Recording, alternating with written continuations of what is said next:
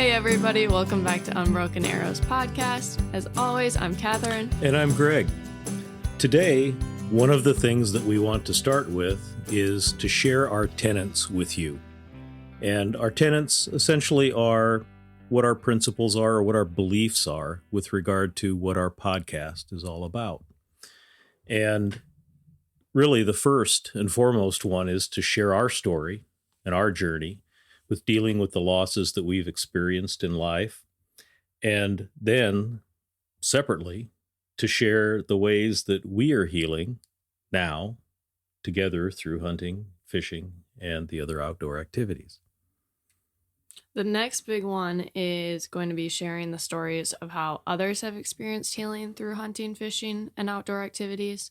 As you can tell, we've already had a couple people on here to give their stories, but just making sure everyone knows that they're not alone through this. Sure. And the next few tenets are ones that we are proud of and proud to support, because what we want to do is honor and support our military veterans, our active military, and those suffering from terminal diseases. The final one is to support families and organizations that assist youth to experience hunting, fishing, and the outdoors. In other words, we want to get the word out to others about the outdoors and its healing powers. Our podcast name includes Healing Through the Hunt, and you might question, why are we in need of healing? And today what we are going to share is more of our story in a way to help our listeners understand what we are healing from. And this one gets pretty deep, guys. Right. So I think for both of us, this is going to be tough at times. So I am the middle child of 5, and being the middle child basically means I'm the best. I don't know if you've ever met a middle child before, but they're pretty superior. Maasa is the oldest, which you'll be hearing a little bit from her after we kind of finish this segment because we interviewed her. But she was born premature at 3 pounds. Maasa was born with a genetic disease, and we'll get into it a little bit more again when she talks about her story. And then AJ, which he's crazy on his own, but no actual medical reason for that. And then me. And then Rebecca, which would be, I guess, my sister that's closest to me in age. And she was born in 2005, and she also was born with the same hereditary disease as Maasa. So they were kind of going through the same thing. And then Teresa is the youngest, and Teresa is a pain in the butt, but we love her. So she's probably, when she hears this, she's going to go, Catherine! And she was born 2010, so she's 14. She just got her driver's license, so stay off the roads. That's something in South Dakota I'm still not used to. But yeah that's kind of crazy. You know, as a 14-year-old, like when I got mine, I was like, yeah, I'm old enough. And now I look at Teresa and I hear some of the things she says, and I'm like, we're going to give her keys and a vehicle? Yeah. It's... it is. But when Rebecca was in kindergarten, she was diagnosed with pre-leukemia, which kind of came as a surprise to all of us. And I remember Mom and Dad sitting us down in the living room, and we, of course, they were like, family meeting, and we're like, oh, you're having another baby. And they were like, no. But Rebecca immediately was like, that's okay. Like, I'm not scared. Like, I'm going to be brave. It's fine. And that thus became the motto, broken, brave, blessed. Rebecca fought it for a very long time. She had a bone marrow transplant, which Teresa ended up kind of being the miracle because she was the match. So Teresa donated bone marrow, and Rebecca and my mom spent a lot of time in the cities in Minneapolis getting treatment. And what was that like, Catherine? I mean, it's your young child and in your memories of such. Your mom was gone a lot, and it was to care for Rebecca. And, you know, I guess just what are your thoughts? Yeah, it's weird because, like, you know, it's not a normal childhood, but, like, that's all you knew. Right. So it, like, becomes normal. But my dad stayed home with us when my mom was in the cities. And then we had a nanny I love her. We're still friends, and um, we see her on occasion, but she helped us a ton through all of that. She's like our longtime babysitter almost. She lived with us for a while. Um, but yeah, so it's like, I know it's not normal, but that's just what you know. Mm-hmm. And I got to go up to the cities a couple times with them, and they stayed with some family friends of ours who, again, we're still very close to, and I love them. And it's, although this awful thing happened, like all the people we got to meet because of it. And I think that's going to be something that you, as our listeners, are going to hear throughout our podcast. Is there are people in the lives of Catherine's family that are still very, very important, and they went through hard times together, and they are still close. They're friends. They still lean on each other. And I think that's something that's very, very powerful in your family, Catherine. Yeah, but so growing up with Rebecca, going through all of her treatments for such a long time, we were very close because we were the closest in age. She was like exactly 2 years younger than I was. And AJ would be 3 years older than me. If you have brothers when you're growing up, you hate each other. Like, we just would fist fight. Now we're like best friends. But so Rebecca and I were probably the closest. And of course, then we had Teresa, our little tag along. And Teresa was like my mini me. I guess she still kind of is. She still is, yeah. But everything I did, Teresa wanted to do. But there is a lot of things, again, that were normal for me, but are not normal for most people just because Rebecca was going through it. Like, especially in the winter, we didn't really go anywhere or do anything because we couldn't get sick, because Rebecca couldn't get sick. We never really had people over to the house. When we would get home from school, we would like immediately go shower and change. Like, it was just things like that were normal. Like, that's just what I did every day. Right. But that's not something most people have to do. Rebecca also sometimes during like the summer months would have to wear a surgical mask outside because of just different things. And so she would always get sad and want us to wear them with her. So there's a couple times, like, now in COVID, everyone did it, right? Right. But before that, we would walk around with surgical masks on because Rebecca had to wear one. So just kind of weird things like that. And during this time, Maasa was still medically fragile as well. Mm-hmm. Yeah, so Maasa still, like, to this day, has side effects from her genetic disability that we have to be careful about. So even though Rebecca was going through all of this treatment with her cancer, Maasa was still getting sick as well on occasion, and we had to deal with that as well. Mm-hmm. Well, my parents. Right. Well, but that, and you're saying that was your normal. Mm-hmm. That lifestyle and having to be aware of those kinds of things was your normal, but probably not something that a lot of your peers were experiencing at that time. So then when Rebecca died in 2016, obviously life was kind of goofy and things were different. A couple years after that, in 2018, my parents got separated. And in 2019, they finalized their divorce. So I spent a couple of years just splitting time between living with mom, and then I lived with my mom pretty much full time, but would spend time at my dad's as well. And in 2020, we moved out of the house that I had grown up in, and that was so sad. I loved that house, but it was really big, and my mom didn't want to take care of it anymore. And there was just a lot of yard. I didn't like mowing, so. Yeah, I don't show me a kid that loves mowing, and I'd be amazed. As I said in the first episode, my dad had committed suicide due to his bipolar. So in 2019, he was diagnosed with bipolar. He had gone into the hospital twice for treatment, and unfortunately, like I said, in January of 2021, he ended up dying by suicide. At this time, you were 17 years old. Mm-hmm. You have had a lot of life experiences by that time.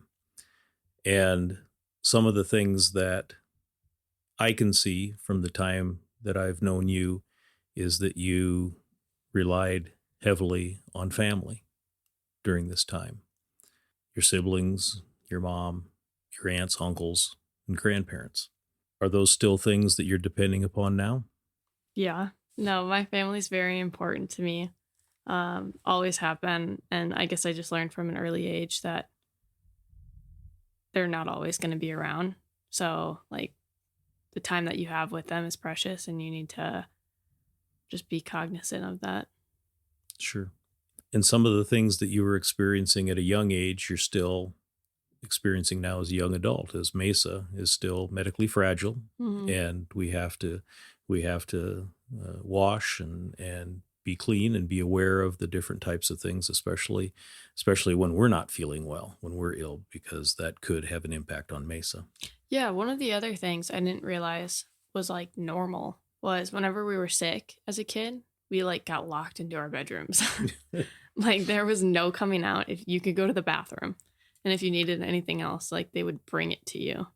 But it was if you're sick, you're in your bedroom and you're stuck there and the door is closed. But you survived. I survived. You survived. Which I just like that was normal. It's like you're sick, you stay in your room, you don't want to get anybody else sick. Mhm. But now it's like when people are sick, they just like hang out in the couches on their living room. And I'm like, what are you doing? You're going to get everybody sick. It's crazy. Yep. I think like even now, if I got sick, I knock on wood, I don't get sick very often. But I'd be like, I'm just going to hang out in my room. Like, don't bother me. I don't want to talk to anybody. Mm-hmm. Like, just let me lay in here and get better. Well, that's really not bad though either. No. Rest is good. Your body, when you're sick, your body needs rest. So, Yeah. So through all of these experiences that you have had, how do you find your time to heal, and where do you do that? Hunting and the outdoors has always been huge for me. I remember actually after the day after my parents had told us that they were going to get a divorce. Well, the day of, my uncle Mark, this is your shout out, Mark, because Mark was all sad that he didn't get a shout out earlier. He came and picked me and my brother up. And the very next day we went out and just pheasant hunted. And it was like me, AJ, Mark, and I think my cousin Matthew. And we just wandered around and shot some birds. And that was like how we kind of just decompressed from it all. And then the first time my dad went into the hospital for his bipolar, I got the call and I went out and just went shed hunting because it was spring, or maybe it was late spring, I think. Because I just wanted to be alone. I wanted to just be outside because then you don't have to think about anything. So that's always been my go-to. Well, thank you, Catherine, for sharing. And I think that the more that people hear our story and really understand that it is a story that is probably more complex than what we're sharing, but at the same time, it gives people an idea that we're human and we go through a lot of different experiences that may be similar to other people, but also at the same time, everybody's experience is unique. Just like you were talking about some of the things that you went through during your childhood that you thought was normal. It was normal for you, but not necessarily the same things were going on in the other houses because they didn't have the same types of situations and the same types of concerns with regard to someone being medical, actually two children being medically fragile. So thank you. Our lives and the lives of both of our families, we are here. We are in the here and now because of what has happened to our lives in the past. And by that, I mean your life, Catherine, my life, and how our families now are on a new journey. So, and others have their own stories, and those are the stories that we want to be able to learn about, and we want to be able to share as part of our podcast. I guess the whole reason we wanted to record this episode is even though in the very first episode we talked a little bit about this and kind of gave you an overview, we wanted to go a little bit more in depth so that we could really show how our lives and the lives of our families have been broken. But even though all of this happened, we are going to continue to choose to move forward. And like I've said many times before, broken arrows don't fly. So we are going to remain unbroken. And we want to be able to listen to and share the stories of others and how you all have chosen to move forward through those hard times. Like unbroken arrows. Amen.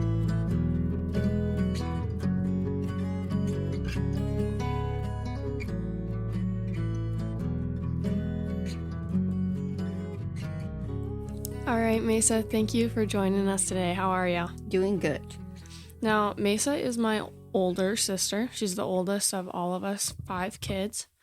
And she was the first to be diagnosed with her hereditary disease. Sensory autonomic neuropathy. Yeah, so when they were born, the doctors, or I guess when she was born, the doctors diagnosed her with what's called HSAN.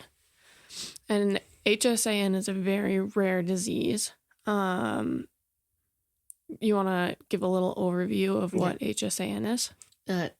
Yeah, HSAN is when you can't feel pain, and your immune system isn't well, and you get sick quite a bit. Recently, though, so when Maasa was born, however, 23 years ago? 24 years ago. The genetic testing that is available has changed dramatically. Yes, it has. So within the last year, we decided to continue doing some genetic testing to figure out what exactly is going on and maybe get some more answers, because there is very little to know about HSAN. And what we found out was it's called SAMD9 or Mirage syndrome. Yeah, so SAMD9 is the specific gene that the mutation has happened to. And it can be both genetic, and it can also be like a one-off thing where it just randomly happens. In Maasa's situation, it was genetic. Yeah, it is. And Mirage actually stands for some of the symptoms that come with it, which is, let's see if I can pronounce all of these correct. Myelodysplasia. Infection, restriction of growth, adrenal hypolasia. Yes. Hypoplasia. I'm going to skip one of them. and enteropathy, which is intestinal problems. Yep. So a lot of times they have growth restrictions. If you've ever met Maasa, she's very short. And you're like 5 foot tall. Yeah, and you're like 80 pounds. Probably 80 pounds by now. Yeah. I've lost way too much weight. There's also a little bit of intellectual disabilities. Yes. So Maasa struggled a little bit in school. I have a brain disability on top of the Mirage syndrome. She, you have an adrenal insufficiency. Yeah. So you've got some problems that go along with that, and you have to take care of those things. Yeah. Let's see. Can't feel pain. Yeah, she says she can't feel pain, yet she's always complaining about something. What hurts right now? Nothing. Your knees? No, where I got my subacute IVIG at. Oh, well, that's fair. What about, does your back hurt? A little bit. Your hips? Yeah, those hurt. They hurt, but quite a bit. You don't feel pain. Quiet. When I break a bone, I don't feel it. And again, our younger sister, Rebecca, she had broken a couple bones. And I remember one time I had convinced her to jump off the windowsill. And do you remember this? No. And she broke her leg, and we didn't realize it for like 2 weeks. Yeah. When Mom finally realized she was limping a little bit, and Mom was like, Rebecca, why are you limping? She's like, well, my leg kind of hurts. And they were like, oh, crap. I forgot about that. Mm-hmm. But basically, you've been able to do everything you've wanted and have lived a really awesome life. But because of this hereditary disability, you also got a Make-A-Wish. Yeah. Tell us about that. I got a horse trailer. a while ago. Long time ago. Probably 17 years ago. 20? No, because I was there. Oh, yeah. Yeah, 17, 18. Yeah. That's probably Rebecca 4 would, or 5. Rebecca would say it too. Yeah. Yeah, I don't know. Quite a few years ago. Yeah. So you're a little bit of a equestrian. How many horses have you had, though? Too many. Do you remember when you got kicked in the ribs by yeah. Clementine? Yes, that hurt. That. We had a horse named Peach, and Peach had a baby, so we named it Clementine. And it hurt. Yeah, Mason got kicked in the ribs. And knocked my breath out. Mm-hmm. You also fell off Abby, didn't you? Yeah. Or yes. was it Zach? Nope, Abby. I Fell off Abby. broke my legs and didn't feel it either. Well, you're a barrel racer. Yep. How many barrel races do you go to? Try and go once or twice a year, but this year it's sucked. What's your best time? 19. 19 what? 18 seconds. Between 18 and 19 seconds. It's pretty fast. I was in the mid 23s with Charlie Brown. Well, Charlie's old, so. Old thought. But we liked him. He was a good horse. Yeah. He was a big old puppy dog. Mm-hmm. Yeah. We also had not only did you barrel race, you also drove horses. I drove the 2 big Clydesdales. And you did that with McCrossans. I did a pony first, then Mm-hmm. And you did quite a few state shows. You won a couple of them. One. And you got your buckle. Oh yeah, My first year, I got a whip, but that didn't work. I wanted my belt buckle. I thought Mesa was so cool when I was younger, so I wanted to try it. So I drove Sonyador. Stupid little pony. Guys, people who don't know horses, ponies are like 10 times worse than horses. They're dumb. And they're stubborn. Yeah. I forgot my whip. One time. And I got stuck in the middle of the arena because she refused to move. So I'm pretty sure Mom had to come out and like drag us out because Sonyador would not move. No, you had the little slap. No, that's when I forgot it. No, I like the. Yeah, but she didn't care. Yeah, she didn't care. We got stuck. Mom had to come out. Safe to say I lost that competition.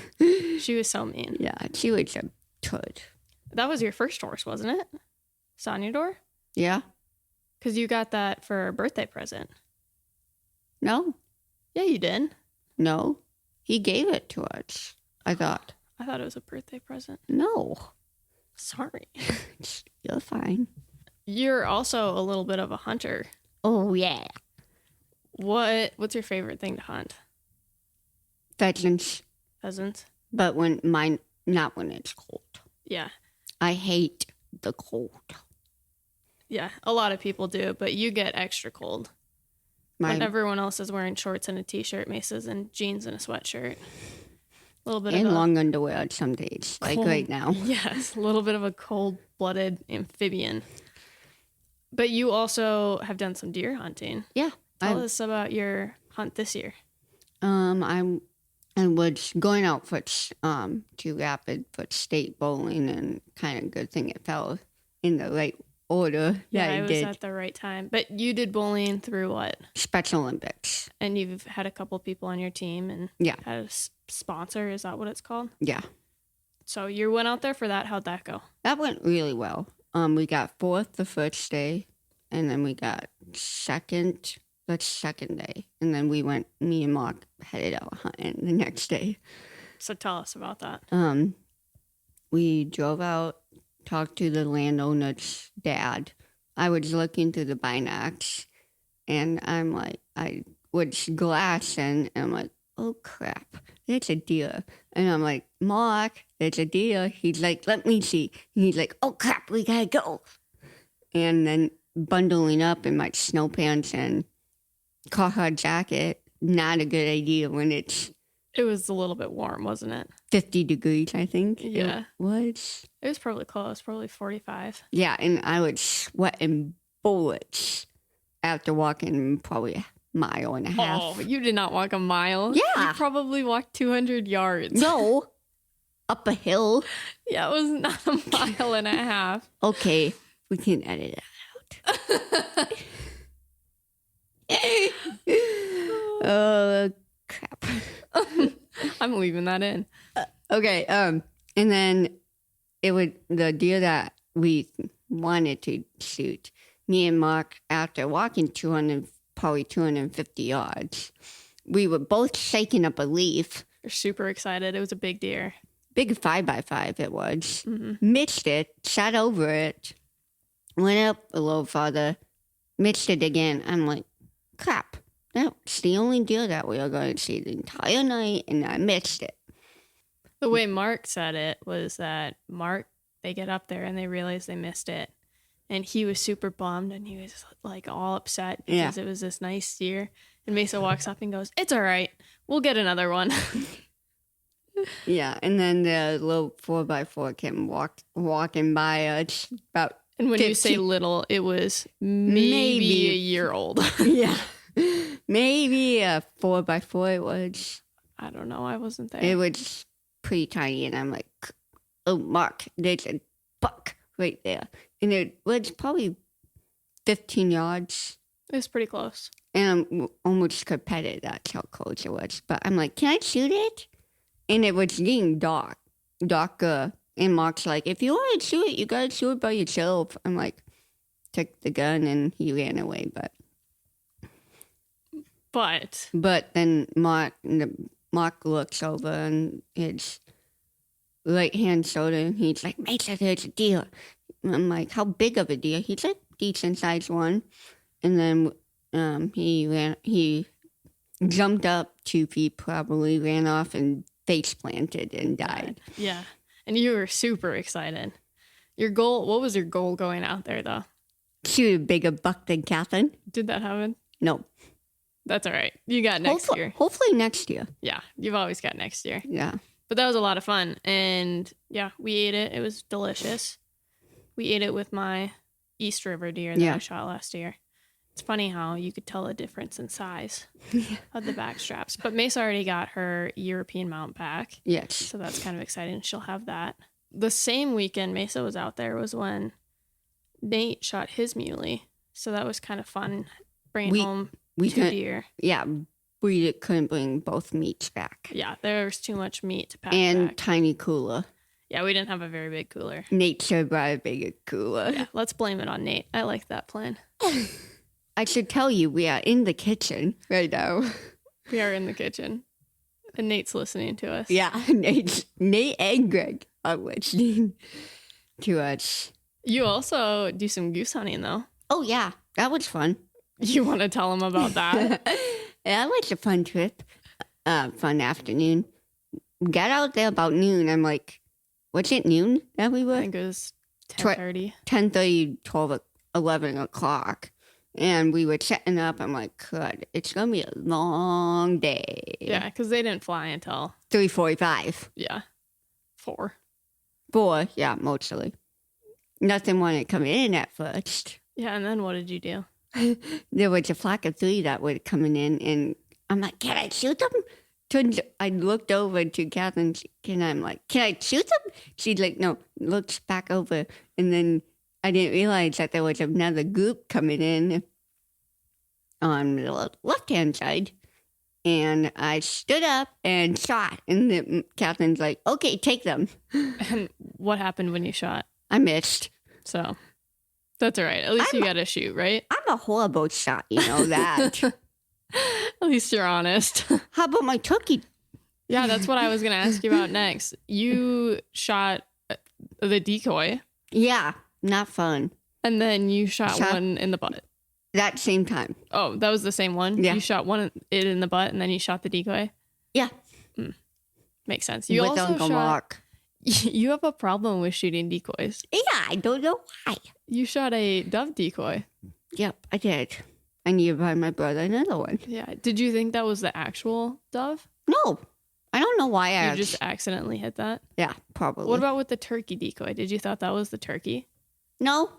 I didn't. I couldn't because my left eye went. You just missed. My left eye went over a little bit. That's why. Oh. And I couldn't see what the head was. That's all right. We'll work on it because you have a turkey take this year. So we'll take you back out. Hopefully soon. Well, it's snowing right now. And the season not open. But yeah, April. we'll get you out. And we'll have to get you out to shoot practice. How about not having me sit on my butt and fall backwards on my back? Yeah, turkey load's a little heavy too. So the last time she shot a turkey load, she was sitting On the like shoot. practicing with Yeah, Mark. you're practicing. She sits down to shoot, and it just knocks her flat on her back. I'm like, oops. Now a fishing story? Yeah, give me your best fishing story. Okay, me and my dad and Tonix and Doug, we went, and I think it was between Rena and Madison. We hit When you hit a deer. what? I can't remember. I don't remember where you were, but yeah, you guys hit a deer. It would like be the early morning, like the like first strides, and then there's this deer that comes slamming into the front of the truck and then hits the passenger side door. And my dad's like, "We're not stopping. There are fish to be caught." Mm-hmm. And Doug's like, "Good idea. We don't want to wait for highway patrol to get here." And then when we got out, passenger side door could open. And then Doug had to crawl over, and he got a Charlie horse going over the console. that did. And then That's I kinda had, funny. and then I had sit in front seat, but I make the two older guys sit in the back. Yeah, so that they didn't have to try to crawl over. And then we caught a lot of fish that day too. You were there when the motor started on fire. Yes, I was. We were on the same lake. We went on the With- same lake, different day. Was it me or Teresa? No, it was Teresa. Teresa was like, Dad, I the know. engine's smoking. Like the big engine. Yeah, and he's like, oh, it's Oh, okay. fine. That's normal. Yeah, Teresa was like, no, there's a lot of smoke. And Dad was like, I'm sure it's fine. He's like, oh, I'll check it. And he takes the cap off, and there was open flames. Open flames. And Dad's like, we're not heading home yet. Yeah, so we had a fire extinguisher, which, by the way, was expired. So But still worked. make sure your fire extinguishers aren't expired. And make sure everyone knows where the fire extinguishers are on the boat. Because Dad's like, hey, guys, get the fire extinguisher. And we're like, where? Yeah. But we found it. We did find It it. was in a cubby that we didn't know. Yeah, that was fun. But And then we had to use the trolling motor to get back. yeah, and we ended up fishing the whole day. So Dad doesn't like to go home without catching all of the fish, I think. yeah, I mean, once you're there, You're going not home's going- not gonna fix anything. No. So But that was pretty funny. What about your Colorado trip? You were recently just in Colorado. yeah. How'd that go? It went not so good. I Mhm. got sick. Yeah, I had the flu and pneumonia. you got to have a couple fun days before. Oh, yeah. though. I went to the Denver Stock Show Rodeo one day. Wanted to buy a hat, but it was over $200. I'm like, I'm not spending that Mhm. kind of money. And then I made some cinnamon rolls with caramel rolls with a friend, and I got sick. Yeah, and then you spent like a week. Week and a half in the hospital. And there's a lot of back and forth phone calls between mom Mom. and Anne since they were trying to figure out all of your medical stuff. But then you got to come home, Yep. and you were still on oxygen for a while. Right. But now, what did you just go get done? Sub-Q IVIG. Which is, Immunoglobulins. you can look those words up because I don't know what they mean. It means your immune system. Yeah. So my it's immune, supposed my immune system were only at 500, and normal people's are 14,000. so it's going to boost your immune system Boost my immune system. so you don't get as sick. I'm going to get another dose on Thursday. And you also work at Shields. I love my job at Shields. What do you do at Shields? I'm kind of upstairs if they need me on the support team, merchandising. I call it support team. That's what I'm known as. I hang up light sockets. I put pants on hangers. Put t-shirts on, like button ups, anything up, like on hangers. Mm-hmm. And then And you like your little team that you work yes, small little team. with. Mm-hmm. And then on Fridays, I go downstairs. Or like this week, I've been downstairs the whole week. I'm in the Ginnards, the cafe. And I just run food out, clean up after people that leave stuff everywhere.